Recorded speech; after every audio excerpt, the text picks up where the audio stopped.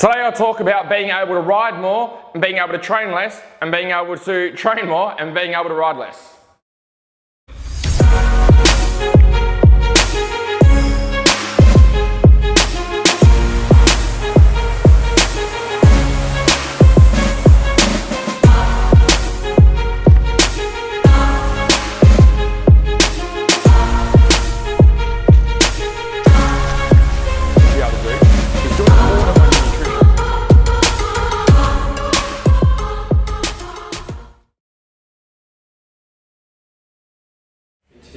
Hey guys, I am Andrew Hammer and welcome to Moto Fit TV. We're up to episode 10 now, which is sweet.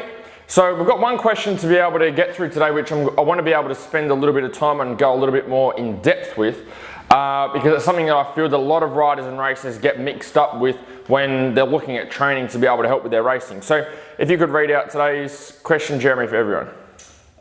Scott asked, can I substitute a workout with a moto after work?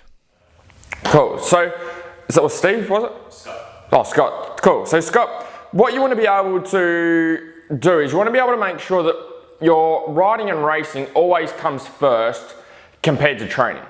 Okay, now a lot of people take this out of context because obviously there's a lot of people watching Moto Fit TV, reading all our content on the page, and everyone's at a different level. Okay, some people don't do any riding during the week and they ride once a month. Some people ride 4 or 5 times a week. So everyone's going to be on a different scale in terms of how they take the type of recommendations that I give or guidelines. So it's all depending on where you're currently at and where you're wanting to be. So training should never take over your riding and racing time. Okay, the main thing that you need to be able to practice your riding and racing is the skill. Okay, we shouldn't predominantly be using riding and racing as our fitness tool. We should be using that as our skill. Much like a football player doesn't go and play AFL games 3 times a week for 3 hours to practice what's happening on race day. He goes and practices the skills, he gets more efficient at kicking the football, marking, kicking goals, going in the ruck, whatever else happens with football, and then they spend the rest of the time building their fitness separately. Okay, they don't play 3 hours of AFL games 4 times a week to try and build their fitness up to help them on the weekend. Okay, which is what a lot of riders and racers try and do. They try and go to the track and they put in multiple half-an-hour motos. They do 2 or 3 half-an-hour motos every time they go for a ride. They do that 4 or 5 times a week and then rock up on race day. Although that may work, it's not the most efficient and effective way. Okay, what we need to be able to do is making sure that the riding and racing is the skill. So you're practicing skills, technique. Yes, there are going to be those half-hour motos in that fitness component, much like there is with an AFL player, but then you also need to be able to make sure you have a solid base of strength that you're building separate from the riding and racing, separate from playing football. And that's where your training comes in. Now, we never substitute these two in terms of one or the other. Okay, the common mistake that a lot of riders and racers make is they get caught up in some of them get caught up in their training heaps, train, that they cut back the bike time. They go, oh, I've got to train today, I don't have time to go and ride and get the bike ready.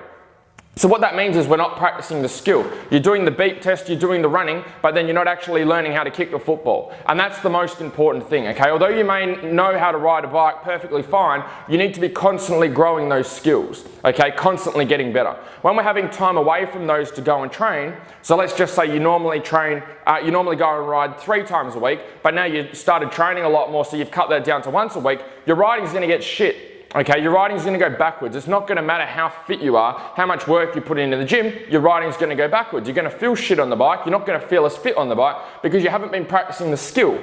The skill is the most important thing. Now, there comes the other component as well where you don't wanna be spending all your time riding and not doing any gym work, any fitness work. So these are the 2 ends of the spectrum. We've got the people that don't ride enough, that need to ride a shit ton more. We've got the people that ride 3, 4, 5 times a week already. They need to be able to make sure that they're not riding 10 times a week, and they need to supplement with the training during the week at the gym. The reason for that is because when we try and build our fitness when we're riding on the bike, we put ourselves at increased risk of injury.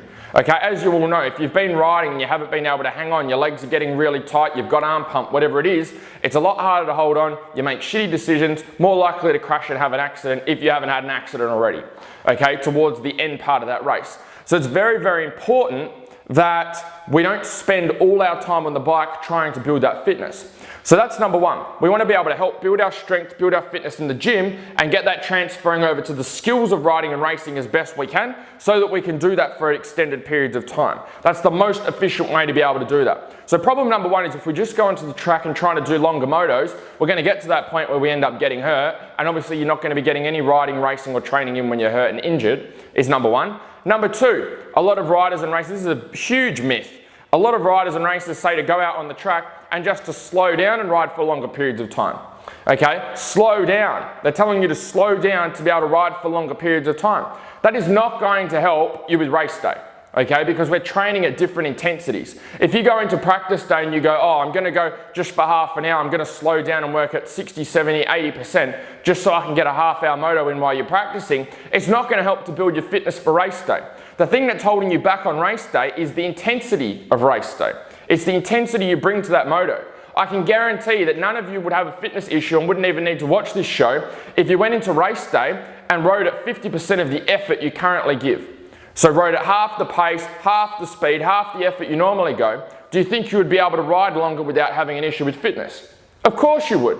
Okay, but that's because the endurance isn't the problem. The length of the moto isn't the problem. It's the intensity you're bringing to that moto which is the issue, because that's the one bit you haven't been training. Now when you go out on the track and you're trying to build your fitness by just being able to do longer motos and tick over, what actually happens is you're training your body to work at a lower intensity.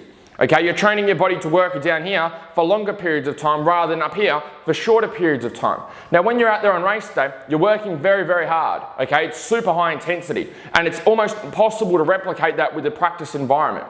So what we need to do is make sure you're working on the skills. Yes, there is a component for working on those longer motos, but it shouldn't be the sole crux of what you're working on with your riding and racing. You need to be spending more time on the skills side. You work on the fitness side with your training in the gym, and then you combine those two together, and that's how we get the best result for race day. By being able to train with intensity with our training during the week in a controlled and safe environment, and then making sure that when we do have our time on the bike, when we do work on their skills, when we are working on those half-hour motos, we can work at a maximum capacity, a maximum intensity when we do have them, and get that highest transfer to race day. But rocking up to practice day, putting in half-hour motos and dropping the intensity back and just trying to ride for longer periods of time is just a waste of time. And it's training you to work at a lower intensity, and then you're hoping that you're going to be able to operate at a higher intensity. The intensity is the thing that most riders and racers need practice with. The intensity is the thing that most riders get held back with.